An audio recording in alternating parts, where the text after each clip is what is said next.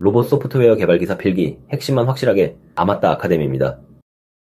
목표점은 아는데 어떤 자세에선 손끝이 갑자기 튄다. 로봇 궤적과 동역학 이야기입니다. 여기 로봇 팔이 하나 있습니다. 어디로 손을 뻗어야 하는지 목표점 좌표는 이미 다 알고 있어요. 그런데 어떤 자세에 다다르는 순간 이상한 일이 벌어집니다. 관절은 분명히 천천히 도는데 손끝은 갑자기 발작하듯 튀어오르거나 아예 원하는 방향으로는 꼼짝도 못합니다. 분명 지도는 완벽한데 몸이 말을 안 듣는 거죠. 왜 이런 일이 생길까요? 오늘은 이 수수께끼를 풀기 위해 로봇이 움직이는 과정을 세 부분으로 나눠봅니다. 먼저 손끝이 지나갈 길을 부드럽게 그리는 궤적, 그 다음 그 움직임을 관절의 속도로 바꾸는 변환, 마지막으로 그 운동에 실제로 필요한 힘을 계산하는 동역학, 위치에서 속도로 다시 힘으로 내려가는 세층입니다. 시작은 아주 비슷해 보이는 두 단어를 구분하는 것부터입니다. 경로와 궤적, 자동차 내비게이션을 떠올려 보세요. 내비는 어느 길로 가라까지만 알려줍니다. 이 도로를 타고 저 교차로에서 좌회전, 이게 경로, 즉 공간 위의 자취입니다. 어디를 지나갈지만 담겨 있어요. 그런데 실제 운전은 그것만으로는 안 됩니다. 언제 얼마나 밟고 어디서 속도를 줄일지 시간까지 정해야 진짜 주행이 되죠. 여기에 시간이 더해진 것이 궤적입니다. 몇 초에 어느 점에 있을지, 그때 속도와 가속도는 얼마인지까지 포함하는 겁니다. 경로는 어디로, 궤적은 언제, 어떤 속도로. 이 차이가 오늘 이야기의 출발점입니다. 그렇다면 왜 굳이 시간과 속도까지 신경 써서 궤적을 매끄럽게 만들어야 할까요? 로봇이 점과 점 사이를 그냥 급출발과 급정지로 이어버린다고 해봅시다. 매 지점에서 확 튀어나가고 확 멈추면 무거운 팔에는 큰 관성 충격이 걸립니다. 결과는 진동, 기계의 마모, 그리고 위치 오차입니다. 엘리베이터를 생각하면 쉽습니다. 버튼을 누르는 순간 갑자기 최고 속도로 튀어오르지 않죠. 스르륵 부드럽게 속도를 올리고 도착 전에 다시 스르륵 줄여서 멈춥니다. 그래서 안에서 멀미하지 않아요. 로봇도 똑같습니다. 위치만 이어지면 되는 게 아니라 속도와 가속도까지 매끄럽게 연결되는 궤적이 필요합니다. 그래야 팔이 떨지 않고 정확하게 움직여요. 궤적을 만드는 방식은 크게 두 갈래로 나뉩니다. 첫째는 점대점 방식, PTP라고 부릅니다. 시작, 자세와 끝 자세만 정해주고 그 사이를 어떻게 지나갈지는 로봇이 알아서 가장 편한 대로 채우게 두는 겁니다. 물건을 집어서 다른 곳에 놓는 픽 앤 플레이스처럼 중간 경로가 어떻든 상관없고 빠르고 안정적으로 도착하기만 하면 될 때 씁니다.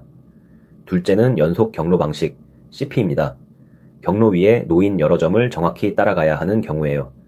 용접선을 따라 붙이거나 표면에 도색을 하거나 선 하나를 벗어나면 곧바로 불량이 되는 작업이 여기에 해당합니다.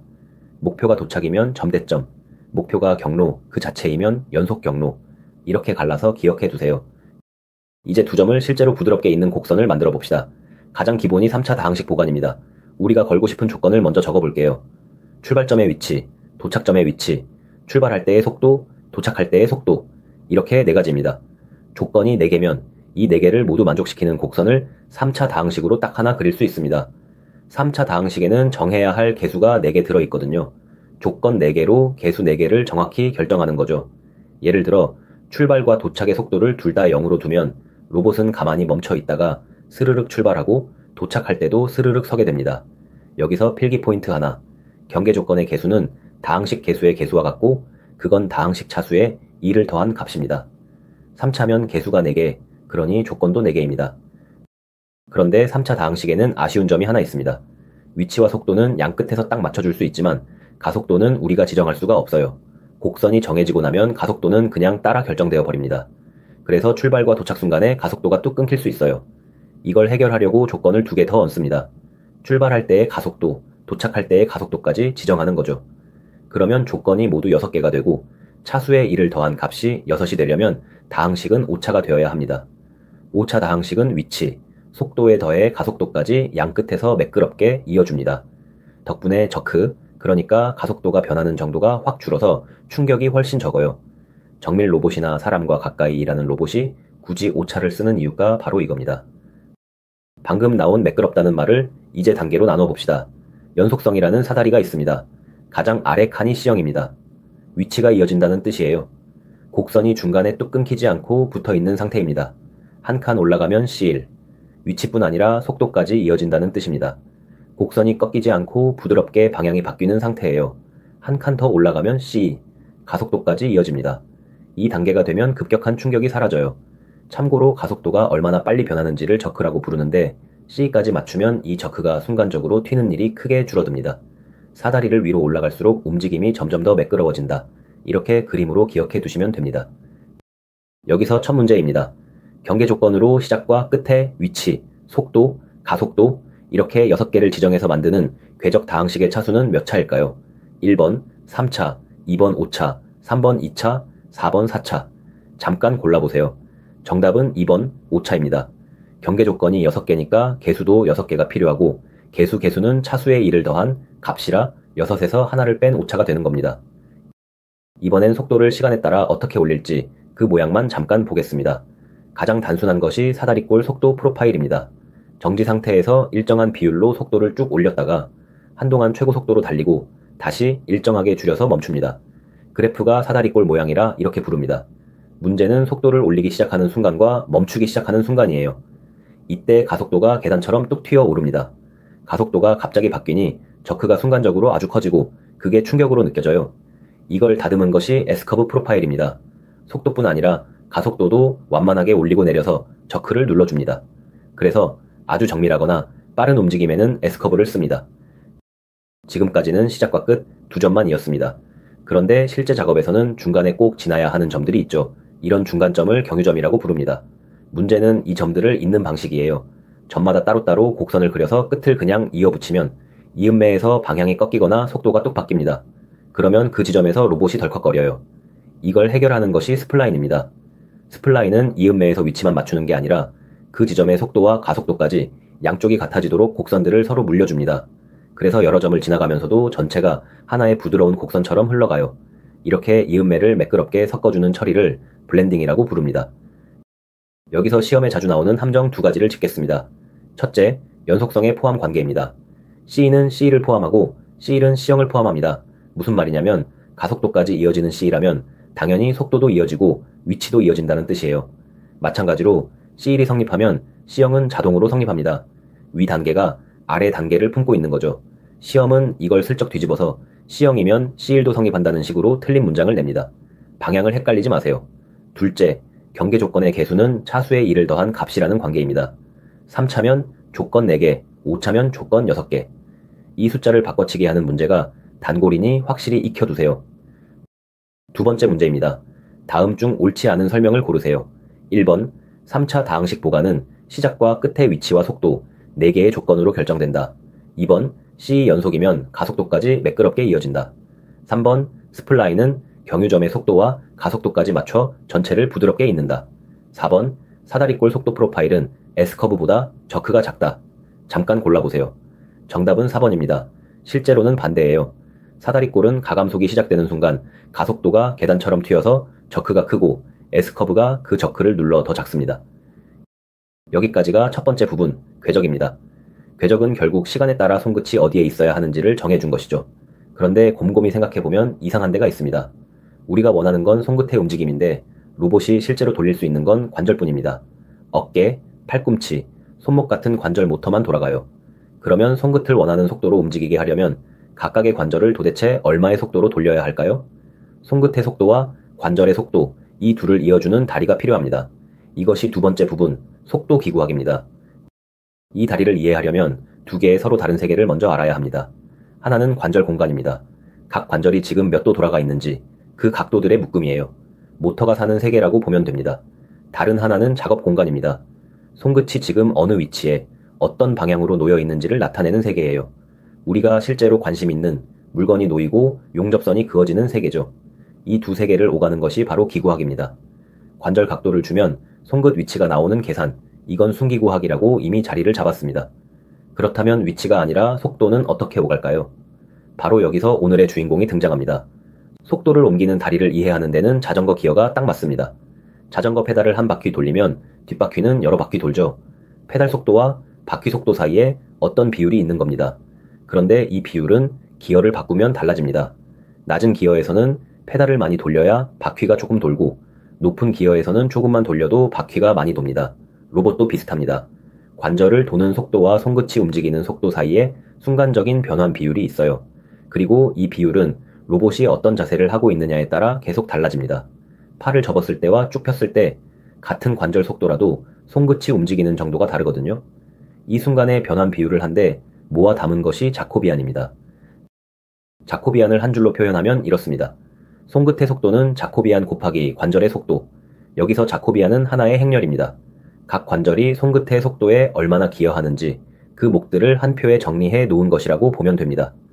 이 관절을 이만큼 돌리면 손끝이 이 방향으로 이만큼 밀린다 하는 정보를 관절마다 모아둔 거죠. 수학적으로는 순기구학을 각 관절 각도로 편미분한 것인데 말로 풀면 위치가 각도에 따라 얼마나 민감하게 바뀌는지를 나타내는 값들입니다. 그리고 아주 중요한 성질이 하나 있습니다. 자코비안은 고정된 상수가 아니에요. 로봇의 자세가 바뀌면 이 행렬의 값도 통째로 바뀝니다.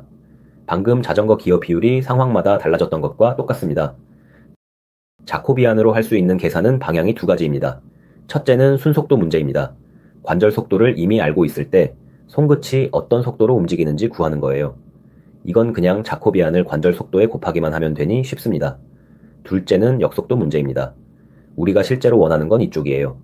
손끝을 이 방향으로 이 속도로 움직이고 싶은데 그러려면 각 관절을 얼마의 속도로 돌려야 하느냐. 이건 곱하기의 반대 방향이라 자코비안의 역행렬이 필요합니다. 그런데 바로 여기서 문제가 터집니다. 어떤 상황에서는 이 역행렬을 구할 수가 없어요. 다음 장면에서 그 지점을 정면으로 마주하겠습니다. 세 번째 문제입니다. 자코비안이 이어주는 두 대상은 무엇일까요? 1번 관절의 속도와 말단 장치, 즉 손끝의 속도. 2번 관절의 각도와 토크. 3번 위치와 가속도. 4번 힘과 전류. 잠깐 골라보세요. 정답은 1번입니다. 자코비안은 관절 속도를 손끝 속도로 옮기는 다리예요. 각도와 토크의 관계나 힘과 전류의 관계와는 다른 이야기입니다. 이제 아까 미뤄둔 문제를 정면으로 봅니다. 역속도를 구하려면 자코비안의 역행렬이 필요하다고 했죠. 그런데 어떤 특정한 자세에서는 이 자코비안의 행렬식이 0이 되어 버립니다. 행렬식이 0이면 그 행렬은 역행렬을 가질 수 없어요. 즉 뒤집을 수가 없습니다. 로봇이 바로 이런 자세에 놓이는 지점, 자코비안이 뒤집히지 않게 되는 그 자세를 특이점이라고 부릅니다. 오늘 맨 처음에 봤던 그 수수께끼의 정체가 바로 이 특이점입니다. 특이점에서 실제로 무슨 일이 벌어지는지 봅시다. 역행렬이 없으니 손끝을 어떤 방향으로 아주 조금만 움직이려 해도 관절 속도가 무한대로 발산해버립니다. 계산상 관절을 무한히 빨리 돌리라는 답이 나오는 거죠. 그래서 실제 로봇은 특이점 근처에 가면 관절은 살살 도는데 손끝이 갑자기 발작하듯 튀어오릅니다. 맨 처음 봤던 바로 그 장면입니다. 아니면 반대 상황도 있습니다. 어떤 방향으로는 관절을 아무리 돌려도 손끝이 그쪽으로는 전혀 움직이지 못해요. 그 순간 로봇은 특정 방향으로 움직일 능력, 즉 자유도를 하나 잃어버립니다. 지도는 완벽했지만 몸이 말을 안 듣던 이유가 바로 이겁니다. 특이점은 크게 두 종류로 나뉩니다. 첫째는 경계 특이점입니다. 로봇이 팔을 쭉 뻗어서 더 이상 갈 수 없는 작업 공간의 가장자리에 손끝이 닿았을 때 생깁니다. 팔꿈치를 끝까지 편 사람이 손을 더 앞으로 못 뻗는 것과 같아요. 그 방향으로는 더 나아갈 수가 없습니다. 둘째는 내부 특이점입니다. 작업 공간 안쪽에서 벌어지는데 두 관절의 회전축이 나란히 정렬되어 버리는 경우에요. 이렇게 되면 한 관절의 움직임을 다른 관절이 서로 상쇄해서 결국 특정 방향의 움직임을 만들어내지 못합니다. 원인은 서로 다르지만 둘 다 결과는 같습니다. 자코비안의 행렬식이 0이 된다는 것, 이 점은 똑같아요. 그렇다면 지금 이 자세가 특이점에서 얼마나 멀리 떨어져 있는지 그걸 숫자로 알 수 있으면 좋겠죠. 그 척도가 조작성입니다. 조작성을 눈으로 보여주는 것이 조작성 타원입니다. 지금 자세에서 손끝을 어느 방향으로는 잘 움직일 수 있고 어느 방향으로는 잘 못 움직이는지를 타원의 모양으로 나타낸 거예요. 타원이 동그랗고 통통할수록 사방으로 고르게 잘 움직인다는 뜻이고 반대로 특이점에 가까워질수록 이 타원이 한쪽으로 납작하게 찌그러집니다. 납작해진 방향이 바로 움직이기 힘들어지는 방향이에요. 경로를 계획할 때 이 조작성이 너무 낮아지는 자세, 즉 특이점 근처를 일부러 피해서 길을 잡는 이유가 여기에 있습니다. 특이점에서 자주 틀리는 지점을 짚겠습니다. 특이점에서 문제가 되는 건 토크가 0이 되는 게 아닙니다. 힘이 사라지는 게 아니라 역해가 발산한다는 게 핵심이에요. 즉 원하는 손끝 움직임을 만들려면 관절 속도가 무한대로 필요해지고 특정 방향의 자유도를 잃는 것이 문제입니다.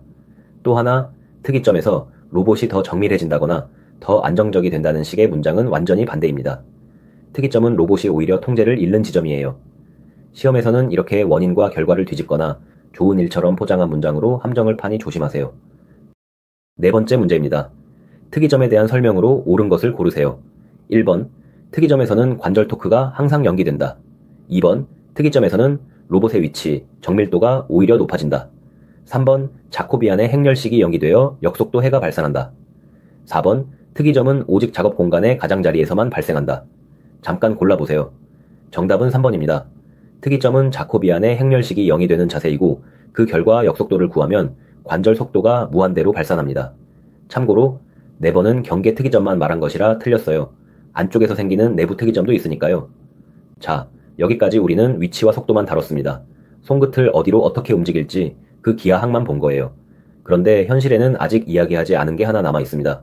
실제로 팔을 움직이려면 힘이 든다는 사실입니다. 가벼운 젓가락은 살짝만 힘줘도 휙 움직이지만 무거운 아령은 같은 속도로 움직이려 해도 훨씬 큰 힘이 필요하죠. 빨리 움직이려 할수록 더 큰 힘이 들고요. 이 힘과 운동 사이의 관계가 세 번째 부분, 동역학입니다. 동역학의 감을 잡는 데는 짐을 드는 경험이 가장 쉽습니다. 짐이 무거울수록 더 센 힘이 필요하고 같은 짐이라도 더 빨리 번쩍 들어 올리려 하면 더 센 힘이 들죠. 힘의 크기가 질량과 움직임의 급함에 함께 달려있는 겁니다. 앞에서 다룬 기구학은 이런 걸 전부 무시했습니다. 팔이 얼마나 무거운지, 질량이 얼마인지는 신경 쓰지 않고 오로지 각도와 위치, 속도만 봤어요. 반면 동역학은 이 무게와 힘을 정면으로 다룹니다. 관절에 걸어주는 토크, 즉 회전하는 힘과 그로 인한 운동, 특히 가속도 사이의 관계를 계산하는 것이 동역학입니다. 동역학에도 방향이 반대인 두 문제가 있습니다. 이름이 헷갈리니 정확히 짚을게요. 첫째는 순동역학입니다. 관절에 이만큼의 토크를 걸면 로봇이 실제로 어떻게 움직일까, 어떤 가속도로 반응할까를 구하는 겁니다. 힘을 주면 결과가 어떻게 나오는지 보는 거라 주로 시뮬레이션에 씁니다. 둘째는 역동역학입니다. 이건 반대예요. 로봇을 이렇게 움직이게 하고 싶은데 그러려면 관절에 토크를 얼마나 줘야 하느냐를 구합니다. 원하는 움직임이 먼저 있고 거기에 필요한 힘을 거꾸로 계산하는 거죠. 그래서 실제 로봇을 제어할 때 씁니다. 순동역학은 시뮬레이션, 역동역학은 제어. 시험에서 이 둘을 바꿔내는 게 아주 흔하니 방향을 확실히 잡아두세요. 로봇의 운동 방정식은 생각보다 깔끔하게 생겼습니다. 관절에 필요한 토크는 3개의 항을 더한 것과 같습니다.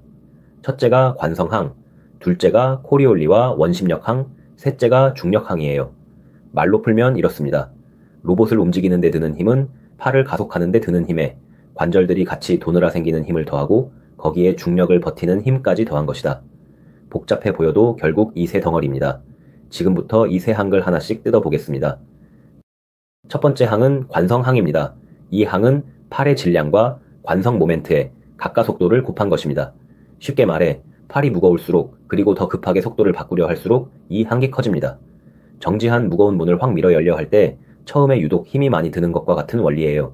그런데 여기에 로봇만의 특징이 하나 있습니다. 이 관성은 로봇의 자세에 따라 달라진다는 겁니다. 팔을 몸통 가까이 접고 있을 때보다 팔을 옆으로 쭉 뻗고 있을 때 어깨 관절이 느끼는 관성이 훨씬 큽니다. 같은 팔인데도 자세만 바꾸면 돌리기 어려워지는 거죠. 회전 의자에 앉아 팔을 벌리면 천천히 돌고 팔을 오므리면 빨리 도는 것을 떠올리면 됩니다. 두 번째 항은 코리올리와 원심력 항입니다. 이건 조금 낯설지만 관절들이 동시에 회전할 때 생기는 힘입니다. 한 관절이 도는 도중에 다른 관절도 같이 돌면 서로 영향을 줘서 옆으로 쏠리는 힘이 생겨요. 회전목마를 떠올려 보세요. 돌아가는 회전목마 위에서 중심을 향해 걸어가려고 하면 몸이 자꾸 옆으로 쏠립니다. 가만히 서 있을 때는 없던 힘이 돌면서 움직이니까 생기는 거죠. 이 항의 중요한 성질은 속도에 의존한다는 겁니다. 관절 속도의 곱이나 제곱에 비례해요. 그래서 로봇이 느리게 움직일 때는 이 항이 아주 작아서 거의 무시해도 되지만 빠르게 움직일 때는 결코 무시할 수 없을 만큼 커집니다. 세 번째 항은 중력항입니다. 이건 로봇의 자세에 따라 중력이 각 관절에 거는 토크예요. 여기에 아주 중요한 포인트가 있습니다. 이 항은 로봇이 아무것도 안 하고 가만히 있어도, 즉 속도도 연기고 가속도도 연기여도 필요합니다. 왜냐하면 팔을 든 자세를 그대로 유지하는 것만으로도 힘이 들거든요.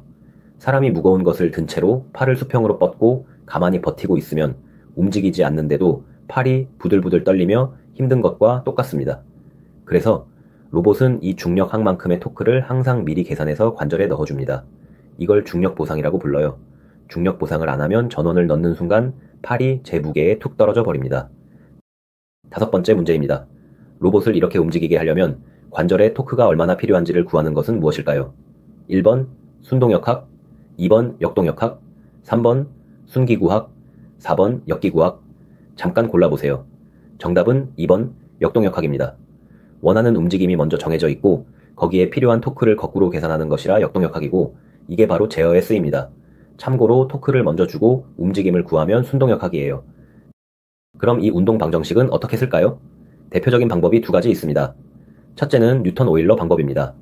링크 하나하나에 대해 힘과 모멘트를 순서대로 따라가며 계산하는 방식이에요. 손끝 쪽에서 몸통 쪽으로 또는 그 반대로 링크를 타고 재기적으로 계산이 넘어갑니다. 단계가 규칙적이라 계산 효율이 좋아서 실제 컴퓨터로 빠르게 돌릴 때 유리합니다. 둘째는 라그랑주 방법입니다. 이건 힘을 직접 따라가는 대신 로봇이 가진 운동 에너지와 위치 에너지에서 출발해 방정식을 유도합니다. 접근이 체계적이라 이론을 다룰 때 깔끔해요. 방법은 이렇게 서로 다르지만 결과로 얻는 운동 방정식은 똑같습니다. 길이 두 개일 뿐 도착지는 하나예요. 그렇다면 동역학은 왜 그렇게 중요할까요? 로봇을 아주 빠르고 정밀하게 제어하려면 매 순간 필요한 토크를 미리 계산해서 딱 맞게 넣어줘야 합니다. 이걸 계산 토크 제어라고 불러요. 앞으로 이렇게 움직일 거니까 그때 필요한 관성과 코리올리와 중력을 미리 다 계산해서 정확한 힘을 준비해 두는 겁니다. 만약 이걸 무시하고 대충 제어하면 어떻게 될까요? 느릴 때는 그럭저럭 괜찮습니다. 하지만 빨라질수록 관성과 코리올리, 힘이 커지기 때문에 계산에 넣지 않은 그 힘들이 고스란히 오차로 남습니다. 빠를수록 팔이 목표에서 벗어나는 거죠.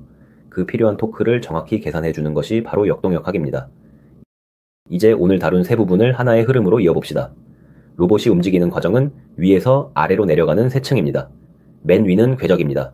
언제 어디를 지날지 그 위치를 시간에 따라 매끄럽게 정하는 층이에요.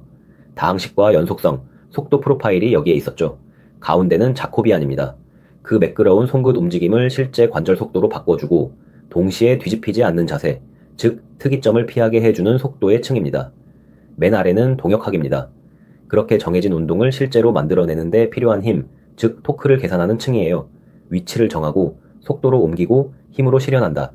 위치에서 속도로 다시 힘으로 이 세 층이 맞물려 돌아가는 것이 로봇의 움직임입니다. 마지막 문제입니다. 오늘 내용을 종합해서 옳은 설명을 고르세요. 1번, 궤적은 시간을 뺀 공간상의 경로만을 뜻한다. 2번, 순동역학은 원하는 움직임에 필요한 토크를 계산해 제어에 쓴다. 3번, 자코비안은 로봇 자세와 무관하게 항상 일정한 상수 행렬이다. 4번, 자코비안의 행렬식이 연긴 특이점에서는 역속도 해가 발산하고 역동역학은 목표 운동에 필요한 토크를 계산한다. 잠깐 골라보세요. 정답은 4번입니다. 특이점에서 역속도가 발산하는 것도 맞고 역동역학이 제어를 위해 필요한 토크를 구한다는 것도 맞습니다. 1번은 궤적의 시간이 포함되니 틀렸고 2번은 순동역학과 역동역학이 뒤바뀌었고 3번은 자코비안이 자세에 따라 바뀌니 틀렸어요. 시험 직전에 훑기 좋게 오늘의 함정을 빠르게 몰아서 짚습니다. 하나, 경계 조건의 개수는 차수의 1을 더한 값. 3차는 조건 4개, 5차는 조건 6개. 둘, 연속성은 C2가 C1을 품고 C1이 C형을 품는다. 위 단계가 아래를 포함한다. 셋, S커브가 사다리꼴보다 저크가 작다. 사다리꼴이 아니라 S커브가 부드럽다. 넷, 자코비안은 관절 속도를 손끝 속도로 옮기고 자세에 따라 값이 바뀐다. 다섯, 특이점은 자코비안 행렬식이 연긴 지점, 역속도가 발산하고 자유도를 잃는다. 여섯, 순동역학은 시뮬레이션, 역동역학은 제어. 일곱, 운동 방정식은 관성 한계, 코리올리와 원심력 항, 중력 한글 더한 것. 여덟, 코리올리 항은 관절 속도의 곱이나 제곱에 비례한다. 이 8개만 확실히 잡아도 오늘 범위는 든든합니다. 오늘 이야기를 세 줄로 짚겠습니다. 첫째, 궤적은 단순한 경로가 아니라 시간까지 담아 위치와 속도, 가속도를 매끄럽게 잇는 것이다. 다항식과 연속성, 속도 프로파일이 그 도구였습니다. 둘째, 자코비안은 관절 속도와 손끝 속도를 이어주는 다리이고 그 역이 무너져 뒤집히지 않게 되는 자세가 특이점이다. 셋째, 동역학은 그 운동을 실제로 만들어내는데 필요한 힘, 즉 토크를 관성과 코리올리, 중력으로 계산하는 것이며 이것이 정밀 제어의 핵심이다. 위치, 속도, 힘. 이 세 층으로 로봇의 움직임을 바라보면 전체가 하나로 꿰어집니다. 여러분의 구독과 좋아요는 다음 학습 영상을 만드는 힘이 됩니다. 아마따 아카데미가 합격까지 함께하겠습니다.